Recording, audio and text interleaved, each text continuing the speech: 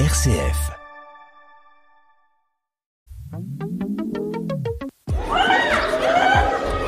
Ne laisse jamais personne te dire que tu n'es pas capable. Si tu as un rêve, tu dois le protéger. Bonjour chers auditeurs de RCF Cœur de Champagne. Vous êtes bien dans l'émission Parole de jeunes.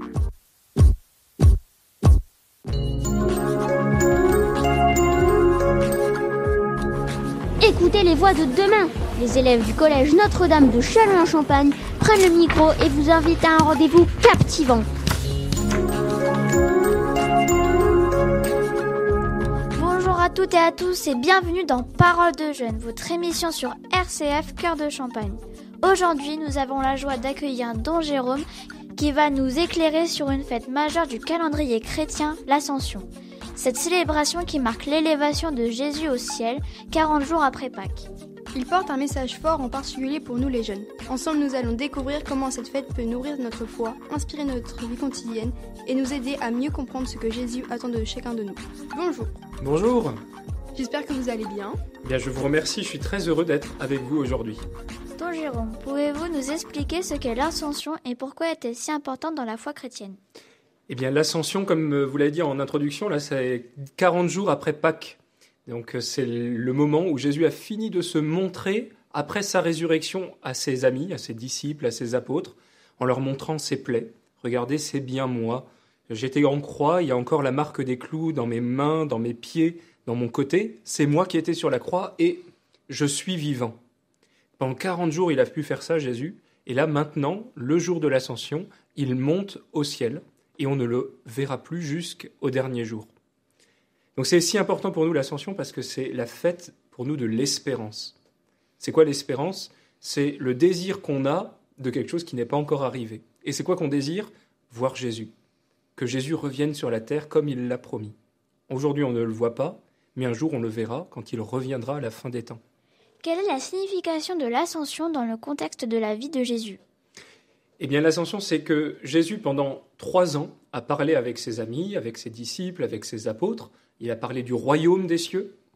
Et ce royaume, il commence à un moment, c'est quand Jésus est mort sur la croix et qu'il est ressuscité.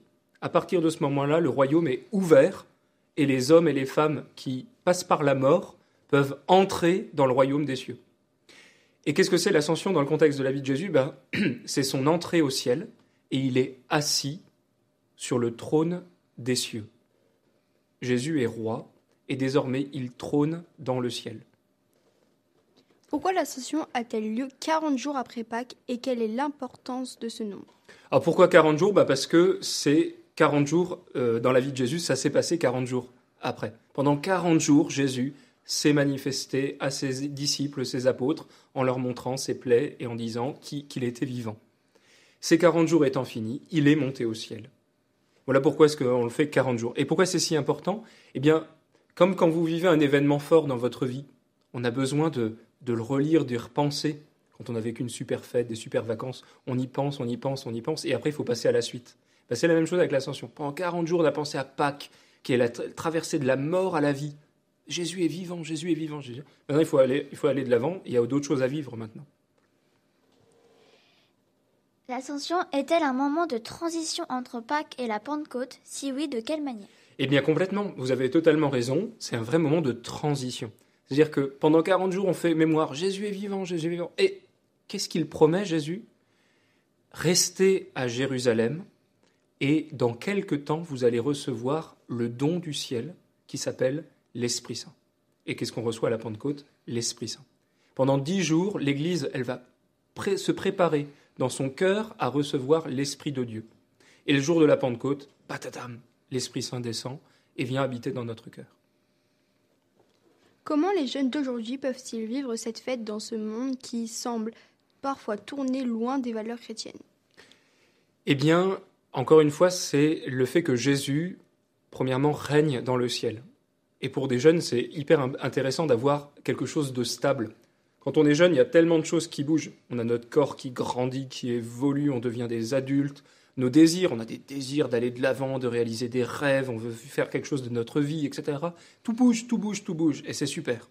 Le pape François disait, il faut mettre un coup de pied dans l'église, un coup de pied dans la fourmilière, il faut mettre le bazar. Chers jeunes, mettez le bazar, disait le pape François. Et en même temps, pour mettre le bazar, il faut des choses stables. Et la chose stable, c'est Jésus. Parce qu'il est dans quelle position, Jésus, au ciel? Il est assis sur son trône. Donc ça peut être la première chose. Deuxième chose, c'est tout l'aspect des désirs, justement. Un jeune, normalement, un jeune qui est vivant, ça veut dire un jeune qui vit vraiment dans son cœur, sa jeunesse, c'est un jeune qui est rempli de désirs, rempli de rêves. Eh bien, justement, le grand désir, le grand rêve qui habite chacun d'entre nous d'une manière cachée ou pas, c'est de voir Jésus. C'est qui Jésus? Je veux le voir de mes yeux, je veux le rencontrer, je veux faire quelque chose pour lui, je veux bâtir son royaume. Et là aussi, un désir dans l'ascension, c'est « il reviendra comme il l'a promis ». Quelle est la symbolique de l'élévation de Jésus au ciel et en quoi cela peut-il résonner avec nos vies quotidiennes? Et bien dans notre vie quotidienne, on a la tendance de regarder la terre. Qu'est-ce qui se passe ici-bas? Mon réveil n'a pas sonné, j'ai faim, j'ai oublié de faire mes devoirs, nanana. On regarde tout ce qui se passe sur la terre. Eh bien, ce que nous invite à faire l'ascension, c'est de lever notre regard vers le ciel. Regardons le ciel parce que ici-bas, c'est important de travailler, c'est important de construire notre monde, de participer comme citoyen, mais tout ça va passer un jour. Là, ce qui va demeurer pour toujours, c'est ce qui se passe là-haut. Donc il y a une invitation pour notre vie quotidienne, c'est lever les yeux vers le ciel. Ça, c'est la vraie destinée de notre vie, c'est vers ça qu'on va. Peut-on avoir l'ascension comme un appel à vivre pleinement notre foi sur terre? Si oui, comment? Eh bien, notre foi, pour qu'elle soit vivante, elle a besoin d'une autre vertu qu'on appelle l'espérance. La foi, c'est de dire, Seigneur Jésus, tu m'as dit qui t'étais, eh bien je crois en toi, je te fais confiance. Très bien, ça c'est le point de départ. La deuxième étape, c'est de dire, c'est pas juste que voilà, j'ai la foi, point barre. C'est j'ai la foi et ça me fait bouger. Eh bien, l'espérance, c'est ça, c'est que ça me fait bouger. Ça me donne envie de me lever, de faire des trucs, d'aller de l'avant. Je vais vers quelque chose, vers Jésus. Et ça, c'est la dynamique de l'ascension. L'ascension évoque aussi l'attente de la Pentecôte qui marque la venue du Saint-Esprit. Pourquoi cette attente est-elle importante pour les chrétiens? Eh bien, parce que c'est une promesse de Jésus, qu'il est venu pour nous apporter l'Esprit Saint. Quand on est baptisé, on n'est plus comme les autres humains. On partage avec eux la vie humaine, on a faim, on a soif, on a envie de dormir, on a envie de vivre, on a envie de faire des trucs, etc. Très bien. Mais on a en plus quelque chose en nous, ça s'appelle la vie divine. La vie de Dieu, eh bien, elle est en nous quand on est baptisé. Et par la Pentecôte, qu'est-ce qui se passe? Eh bien, c'est que la personne de Dieu, qui s'appelle l'Esprit Saint, eh bien, il vient habiter en nous. À tel point, c'est que celui qui a écrit les lettres de Saint Paul, apôtre, celui qui s'appelle Saint Paul, nous dit que nous sommes transformés dans des temples de l'Esprit. Notre personne, notre corps, est devenu temple de l'Esprit Saint. Et c'est pour ça que, effectivement, la Pentecôte est si importante aussi dans notre vie de chrétien. On reçoit l'Esprit qui nous fait des temples. En quoi l'ascension nous invite-t-elle à une plus grande confiance en l'avenir et en Dieu? Eh bien, on tourne encore autour du thème de l'espérance. C'est que l'avenir, on le maîtrise pas, l'avenir. On l'attend. Et en même temps, on a une certitude, c'est qu'au ciel, on a une place qui nous est réservée. Après la mort, il y a quelque chose. Jésus est vivant et il est assis au ciel, il trône. Et ici-bas, en vivant notre vie ici-bas, même parmi nos épreuves, eh bien, Jésus nous envoie son Esprit Saint qui nous aide à traverser tout ce chemin sur la terre. Quelle place l'ascension peut-elle avoir dans la vie des jeunes qui se sentent parfois perdus ou à la recherche de sens? Eh bien, il y a une très belle promesse de Jésus avant son ascension. C'est « Je suis avec vous tous les jours jusqu'à la fin du monde ». Je suis avec vous tous les jours, c'est-à-dire dans les journées où ça va et dans les journées où ça va pas, dans tes moments de joie et dans tes moments de détresse. Jésus est là. Alors oui, peut-être on ne le voit pas, peut-être on ne l'entend pas, peut-être on ne le ressent pas. Pour autant, Jésus est vraiment présent. Et c'est là où peut-être nous, on est appelés à redécouvrir le sens de la présence de Jésus. On vous rappelez au début de l'émission, vous me posiez la question, là, les 40 jours de Jésus, etc. Oui, mais pendant 40 jours, Jésus, il n'est pas apparu comme les 3 dernières années. Il est apparu différemment. Pourquoi? Pour nous apprendre à le remarquer, à le reconnaître. Il se cache. Depuis la résurrection de Jésus, vivre avec Jésus, c'est une partie de cache-cache. Où te caches-tu, Jésus ? Et donc, chacune de mes journées, quand ça va et quand ça va pas, c'est de jouer à où se trouve Jésus. Et bien voilà le sens de la foi, voilà le sens de l'espérance, et voilà ce que peut nous donner une certaine dynamique de vie. Où te caches-tu, Jésus, aujourd'hui ?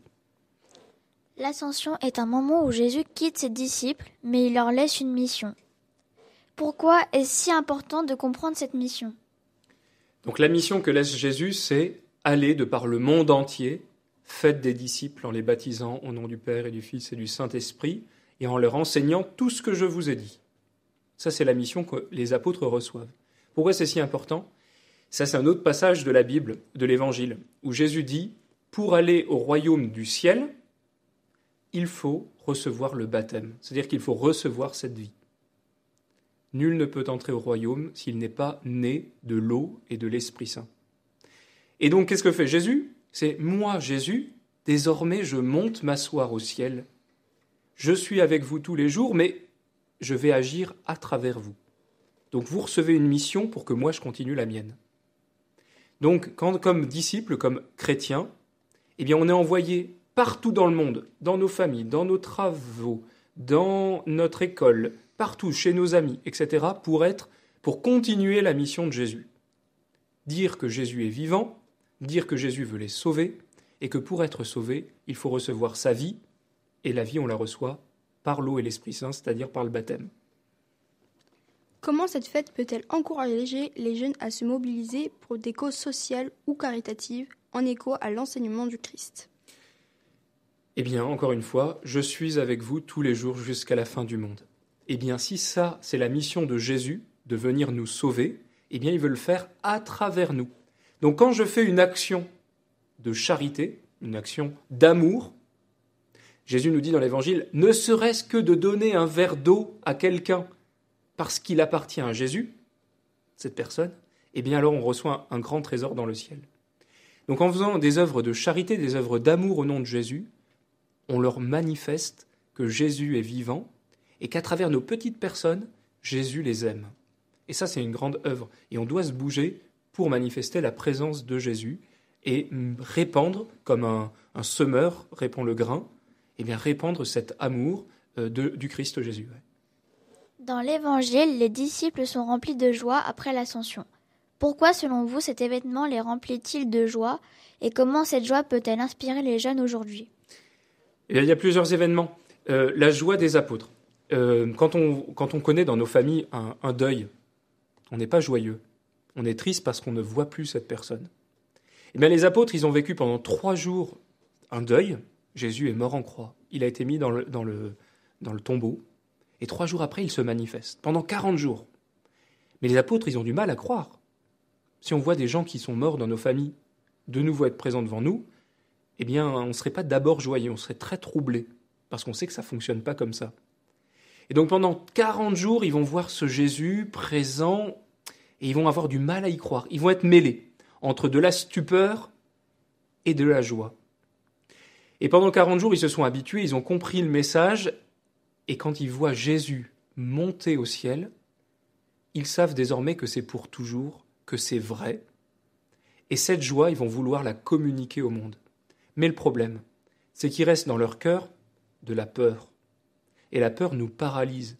La peur nous paralyse particulièrement notre joie. Et donc pendant 10 jours, ils vont encore attendre, fermés chez eux à double tour. Et c'est le 10e jour, donc le jour de la Pentecôte, que l'Esprit Saint va venir. Il va ouvrir les portes, ouvrir les fenêtres. Ils vont remplir de force, d'énergie, d'amour, de feu. Et ils vont ensuite avoir le courage d'annoncer cette joie autour d'eux. Et cette joie, elle est fondamentale. C'est la joie que Jésus est mort, il est vivant, il est avec nous pour toujours, et son esprit habite en nous. L'Ascension parle aussi d'espérance. Comment cette espérance peut-elle nous aider à affronter les épreuves de la vie ? Eh bien, une épreuve, quand il n'y a pas d'espérance, elle nous fout par terre. Et on a du mal à se relever parce qu'on se dit, mais à quoi bon se relever ? En fait, je suis tombé, c'est l'échec, quoi. L'échec, quand on n'a pas d'espérance, on reste par terre. Parce qu'on ne sait pas pourquoi on se relèverait et on risquerait de retomber encore. Et l'espérance, qu'est-ce qu'elle nous dit ? Elle dit, relève-toi parce que tu as encore du chemin à parcourir. On a un prophète comme ça dans l'Ancien Testament qui était déprimé. Il a tout essayé, d'annoncer la parole de Dieu, etc. Ça marche pas. Ils en veulent pas. À un moment, il dit, bon, maintenant ça suffit. Il s'est mis sous un arbre et il dit au Seigneur, je veux mourir. Et qu'est-ce que fait le Seigneur? Il envoie un corbeau pour déposer du pain. Et le corbeau lui met un coup de bec comme ça pour le réveiller. Et lui, maintenant, et il comprend qu'il doit manger. Et il entend cette voix, mange, parce que il y a encore de la route à parcourir. Et bien c'est ça aussi l'espérance. Mange, parce qu'il y a encore de la route à parcourir. Cette route à parcourir, Jésus nous a dit, je suis le chemin. Je suis le chemin qui mène vers le royaume. C'est ce même chemin qu'on a à parcourir avec Jésus.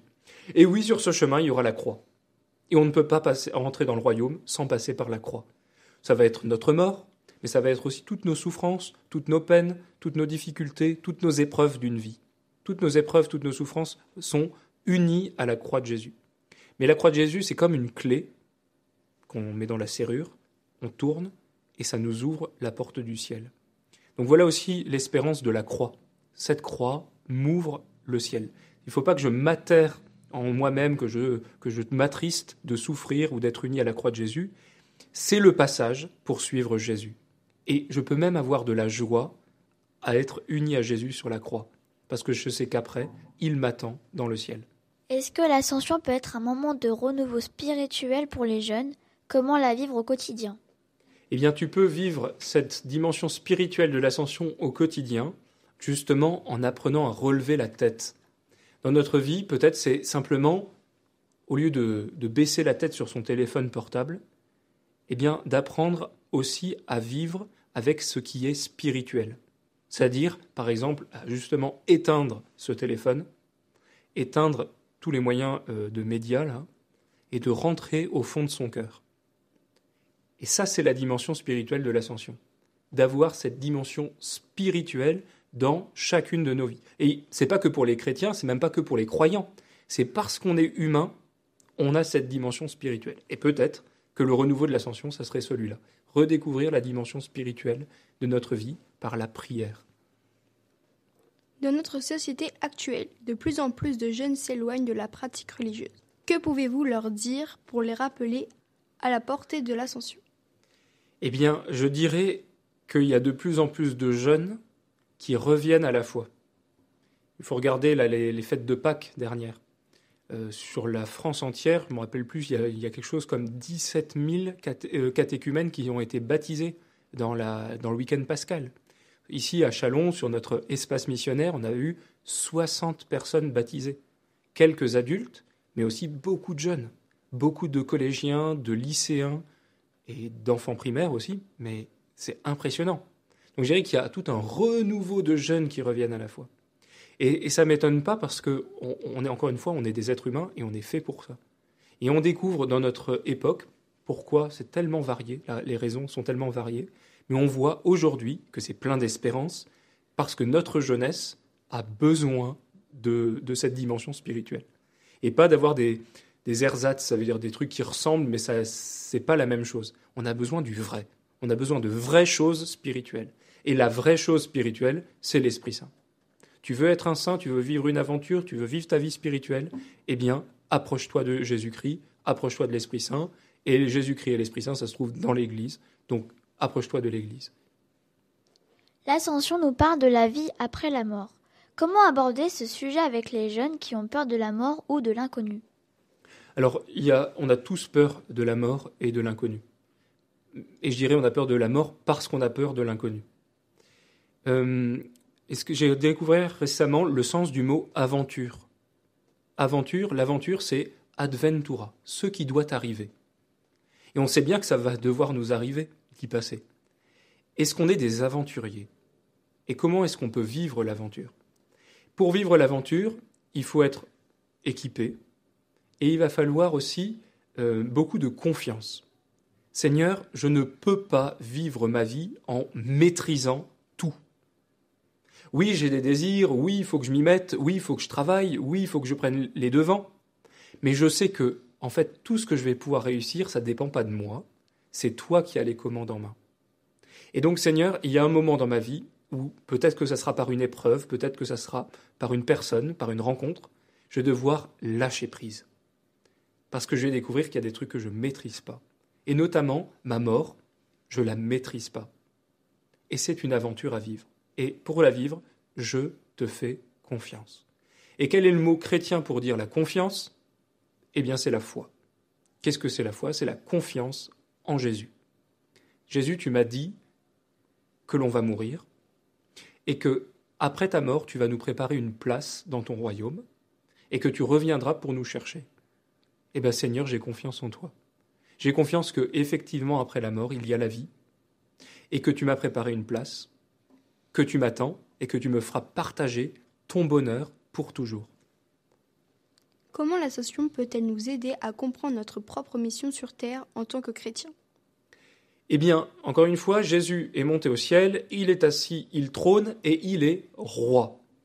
Et nous, comme chrétiens, eh bien, on est les disciples de ce roi, on est les sujets de ce roi, on est les serviteurs de ce roi. Et donc là, on a notre mission de chrétien, servir ce roi. Comment ? En établissant son royaume en toutes les dimensions de notre vie. Dans ta classe, est-ce que tu as établi le royaume de Jésus ? Dans ton travail, est-ce que tu as établi le royaume de Jésus ? Dans ta famille, est-ce que tu as établi le royaume de Jésus ? Etc. Dans ton groupe d'amis, etc., etc. Est-ce que Jésus règne ? Comment Jésus peut-il régner ? Eh bien, à travers ta parole, à travers ton comportement, à travers tes actions, ta manière de faire les choses. Quand tu agis, Jésus agit avec toi. Eh bien, agis de manière à que ce roi règne dans ta famille, dans ta classe, dans ton groupe d'amis, etc. Pensez-vous que l'Ascension est un appel à vivre notre foi avec plus de courage et d'audace ? Eh bien oui, avec plus d'audace, c'est très juste. Encore une fois, les apôtres sont apeurés le jour de l'Ascension encore. Et Jésus leur promet la force qui vient d'en haut et qui s'appelle l'Esprit Saint. Et nous, notre mission, cette aventure qui nous est proposée de vivre, eh bien, on est appelé justement à la vivre à plein poumon, qu'on y aille à fond. Et on peut y aller à fond que parce que nous avons reçu l'Esprit Saint, que ce n'est pas nous qui maîtrisons cette vie et cette aventure, mais qu'il est là, au cœur de notre vie, et c'est lui qui nous fait vivre cette aventure. Pour vous, quel message central l'Ascension véhicule-t-elle aux jeunes d'aujourd'hui ? Confiance, Jésus est vivant, il est stable, il est assis sur son trône, il règne, et il a besoin de toi pour agir aujourd'hui dans ton groupe d'amis, dans ce monde. Tu veux faire changer les choses, tu veux établir le règne du Christ, eh bien ça se fera par toi. C'est l'Esprit qu'il te donne qui agira par toi. Mais il a besoin de ta liberté, il a besoin que tu acceptes d'agir en son nom. L'Ascension se fait dans un contexte de séparation entre Jésus et ses disciples. Comment pouvons-nous comprendre et vivre ce moment de séparation dans nos relations personnelles ? Eh bien cette séparation, elle est très bonne. C'est ce qu'on appelle la chasteté. La chasteté dans la relation. La chasteté, ce n'est pas que des histoires au niveau de la sexualité, mais c'est même quelque chose au niveau de la relation. C'est-à-dire que je ne suis pas là pour être envahi par l'autre ou pour envahir l'autre. On n'est pas fusionnel. On doit être en communion. Communion, c'est différent de fusion. Fusion, c'est entremêlé. Il n'y a plus de personnalité. Je suis plus moi avec toi. On est une espèce de nous mélangé. La communion, c'est moi et toi unis. Vous voyez le truc ? Et avec Jésus, les apôtres vivent ça. Jésus disparaît à leurs yeux. Ils ne le verront plus, mais ils seront toujours en communion avec lui. Et nous, on est appelés à vivre la même chose avec Jésus. On ne le voit pas, on ne le touche pas, mais pour autant, il est là. Il ne s'impose pas à nous, il se propose à notre vie, et on rentre en communion avec lui. Voilà. Jésus ne rentre pas par effraction dans notre vie, il toque à notre porte et on lui ouvre avec liberté. Enfin, Don Jérôme, si vous deviez résumer le message de l'Ascension en une phrase, quelle serait-elle pour les jeunes d'aujourd'hui ? Le message de l'Ascension en une phrase, eh bien ce serait « Jésus est vivant, il est monté dans le ciel, il est assis sur son trône, il règne, et il a besoin de toi pour établir son royaume partout dans le monde, partout dans ta vie, partout dans ton entourage. C'est son esprit qui agit en toi, mais il a besoin de toi pour agir. » Merci beaucoup Don Jérôme pour ces éclairages qui, nous l'espérons, ont permis à nos auditeurs de mieux comprendre l'importance de l'Ascension dans leur vie spirituelle. Et merci à vous, chers auditeurs, de nous avoir écoutés. Nous espérons que cette émission vous a inspiré à vivre cette fête avec foi et espérance. À bientôt dans une prochaine émission de Paroles de Jeunes sur RCF Cœur de Champagne. Que la paix et la joie de l'Ascension soient avec vous. Merci, bonne fête de l'Ascension.